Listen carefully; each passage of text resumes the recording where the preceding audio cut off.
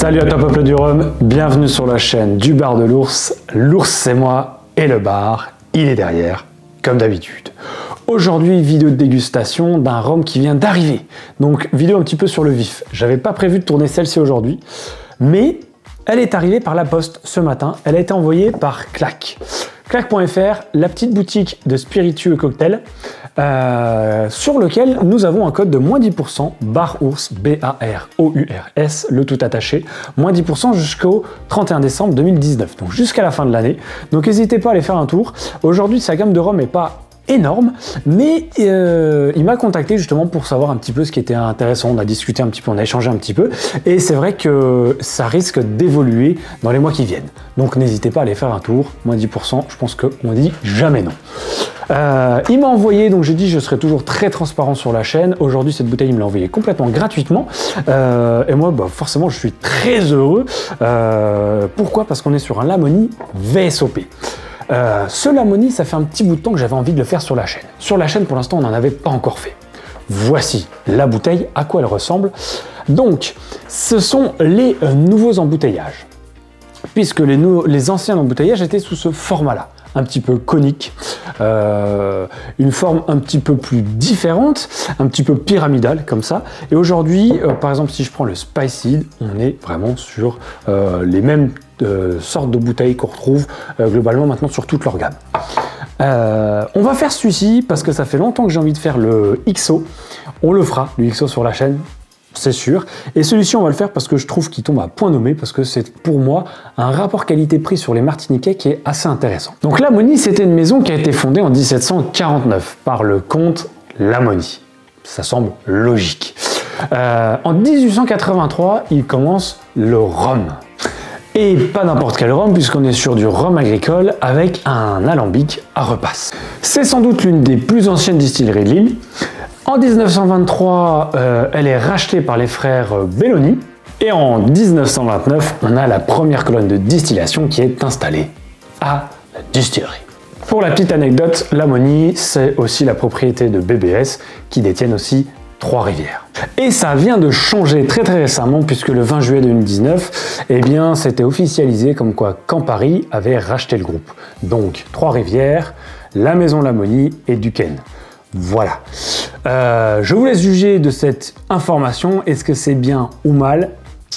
À en discuter, ça c'est sûr. Alors ce petit VSOP, il avait disparu un petit peu de la gamme Lamoni, notamment quand ils ont commencé à changer un petit peu leur forme d'embouteillage, et il est revenu vers octobre 2017 sur le marché.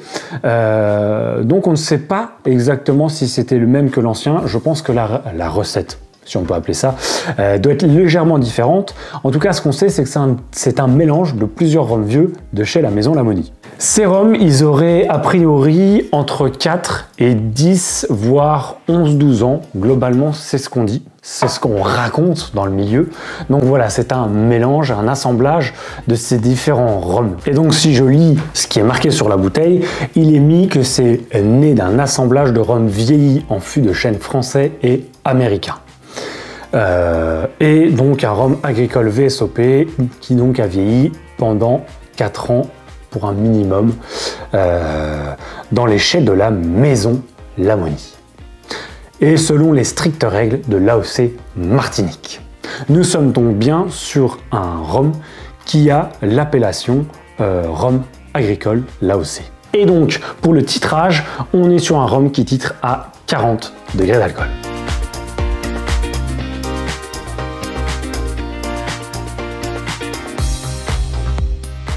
Bon, on est sur une robe un petit peu ambrée, un petit peu dorée, légèrement, qui fait légèrement penser peut-être à un caramel un tout petit peu profond, mais très léger, très fade. Ça fait presque un petit peu orangé en fait, un petit peu ambré.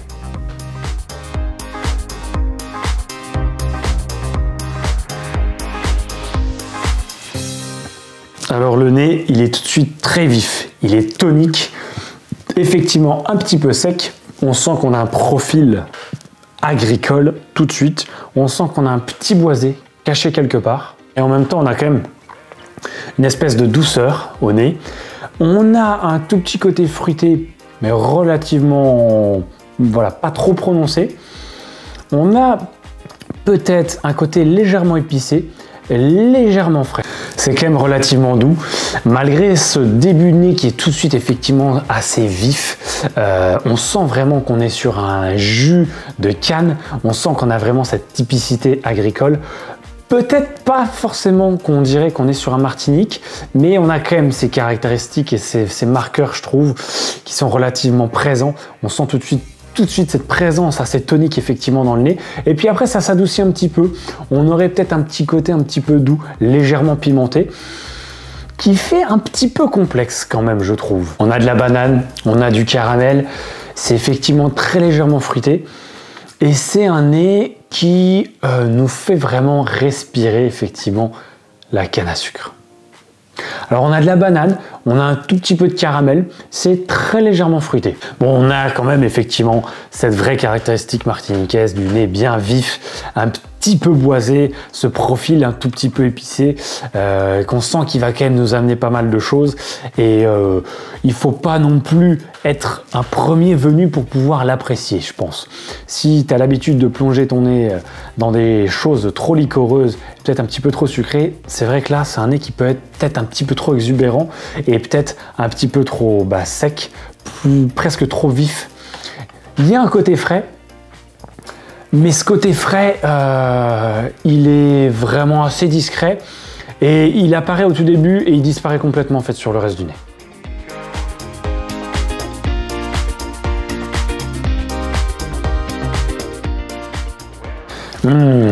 Alors la bouche, j'ai tout de suite un truc qui me vient, c'est une espèce de compoté caramélisé d'orange, très chaude, très sucrée, et en même temps accompagné avec ce petit filet de jus de canne, ce petit boisé. C'est pas encore trop sec en bouche, je trouve, par rapport à certains martiniquais. Par contre, ça fait quand même un petit peu rêche. Et on sent qu'on est quand même sur quelque chose qui est légèrement jeune. J'ai le XO encore en tête et pour moi le XO est vraiment très bon. Le XO est vraiment au-dessus de celui-ci et on sent que celui-ci, ça manque un petit peu de maturité encore. On sent que c'est c'est au-dessus d'un adolescent. On n'est pas sur un qui a 15 ans boutonneux, mais on est sur quelqu'un qui a 20-21 ans, qui n'est pas encore complètement adulte.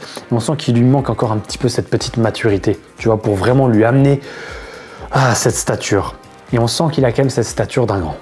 On est effectivement sur quelque chose de sec, je l'ai dit avant, pas non plus exagérément, mais c'est un profil sec, boisé, tout petit peu pimenté, qu'on retrouve souvent dans les lamonies. Il y a un petit côté, il y a un endroit où on a l'impression d'avoir un tout petit moment où tu as un petit coup de pied au cul, une petite baffe qui est un tac, comme ça, un petit côté pimenté dans la bouche, mais qui n'est pas du tout dérangeant, qui est pas trop insistant non plus, et qui reste pas trop longtemps en bouche, qui est juste un petit moment qui te permet de relever un petit peu ça.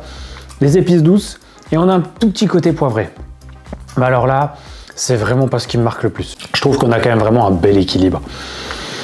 On a vraiment un beau produit en bouche, qui nous parle, qui nous permet de nous raconter une petite histoire relativement sympa, qu'on arrive à comprendre de A à Z, qui nous amène pas trop loin, mais qui nous fait quand même un petit bout de route. C'est pas gourmand, loin de là. C'est pas liquoreux, pas du tout. Mais on a une toute petite trace de fruits. On a effectivement cette espèce de compoté d'orange, d'agrumes que j'ai retrouvé. Il y aurait peut-être des petites notes, ça serait plus des notes peut-être même un petit peu amères. J'aurais peut-être une poire un petit peu rêche ou peut-être même des baies un petit peu cassis. Mais c'est vraiment pas le mot qui me viendrait fruité, ça serait pas la première caractéristique de ce rhum-là. C'est quand même une bouche que moi je pourrais largement accompagner sur un dessert sucré, hein. Parce que on n'est pas quand même trop extravagant, on n'a pas du tout de côté salé, côté iodé, côté salin, pas du tout. Et c'est presque un tout petit peu, vraiment un tout petit peu comme si on avait une pâtisserie. Vraiment légèrement pâtissier, mais vraiment de très loin. On n'a pas cette gourmandise, mais on a un petit côté pâtissier quand même, je trouve. Ce qui lui amène un charme qui est presque envoûtant. Je trouve qu'il a un beau nez qui vient bien se marier avec cette bouche. Et je trouve que ça fonctionne très bien les deux. Et cet équilibre, l'équilibre est vraiment beau. C'est pour moi un équilibre qui, comme je le dis souvent, là pour le coup c'est un équilibre qui fonctionne. C'est un équilibre qui fonctionne très bien. Les 40 degrés sont présents, sans trop... Voilà, moi j'aurais pu avoir quelques degrés de plus, mais ça lui va bien. Ça lui fait... En fait, je sens vraiment, on sent qu'on a un très bon rhum, mais on sent qu'il en garde sous le pied en fait. Et c'est presque... Moi, c'est presque ça qui me dérangerait. J'ai presque un petit regret là-dessus. Mais c'est parce que j'ai le XO en tête, c'est pour ça je pense. Et j'ai presque ce regret de savoir qu'il en a sous le capot et qu'il pourrait être encore meilleur que ça, encore un petit peu plus évolué. Alors il est relativement complexe quand même en bouche, mais il n'est pas non plus, ça tabasse pas dans tous les sens. C'est un rhum qu'on pourrait presque dire qu'il est relativement sage. Voilà, il n'est pas compliqué. Venir boire dedans, c'est pas compliqué.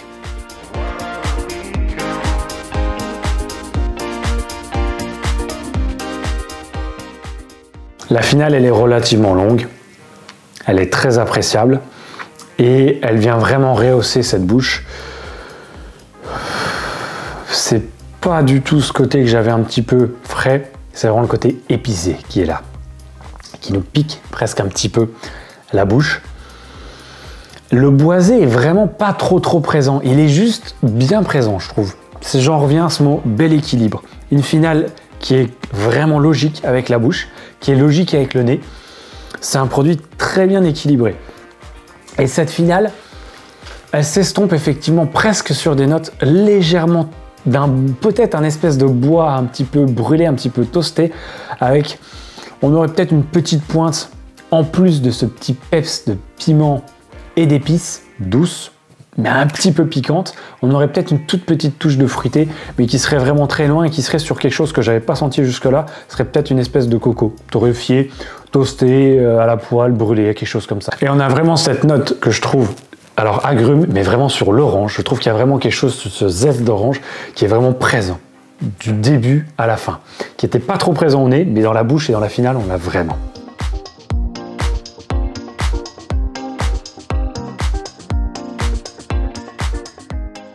Bon, pour conclure, on est vraiment sur un joli produit.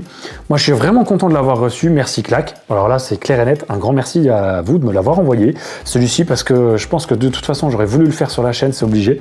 Le XO, on le fera, c'est sûr et certain. Celui-ci, il est bien parce que il a un rapport qualité-prix qui, pour moi, est vraiment intéressant. On le trouve entre 38 et 42 euros. Franchement, 40 balles, une bouteille de cette qualité, sur un rhum agricole, quand on aime le rhum agricole, je trouve que c'est vraiment un rapport qualité-prix qui est intéressant. 40 euros, c'est pas trop cher.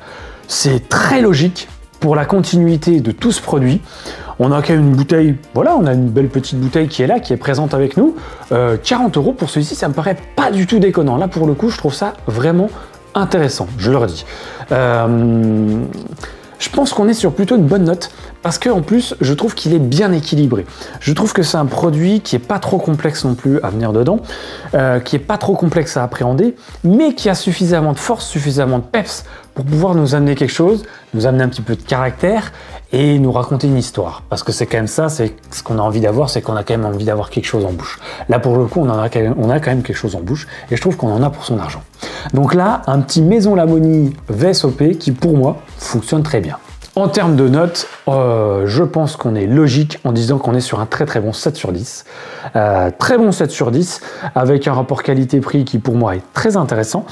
Et on va dire qu'on est sur une bouteille qui peut peut-être permettre à des gens qui sont pas encore complètement fans d'agricole et qui ont besoin de découvrir, qui ont envie de vraiment venir sur la Martinique, ça sera peut-être quelque chose qui sera intéressant pour eux à venir goûter, parce que vous n'allez pas mettre un billet de 80 non plus, vous allez mettre 40 balles, vous allez avoir quelque chose qui pour moi va vous permettre de pouvoir comprendre un petit peu ce qu'on a sur les marqueurs qu'on retrouve souvent sur la Martinique. Et on a cette caractéristique quand même, l'ammonie souvent avec ce petit côté un tout petit peu pimenté qui te pique un petit peu la bouche. Ça, c'est une caractéristique qui est assez sympa quand elle est bien maîtrisée, comme elle l'est ici. Quand c'est trop fort, moi, ça peut me déranger. Là, pour le coup, ça me dérange pas du tout. Allez, on termine là-dessus. Merci à toi, Peuple du Rhum, d'avoir visionné la vidéo. N'hésite pas, comme d'habitude, à commenter, partager, liker, venir sur la page Facebook, sur la page Instagram. Et puis surtout, comme d'habitude, eh bien, n'oubliez pas, pas plus haut que le rhum.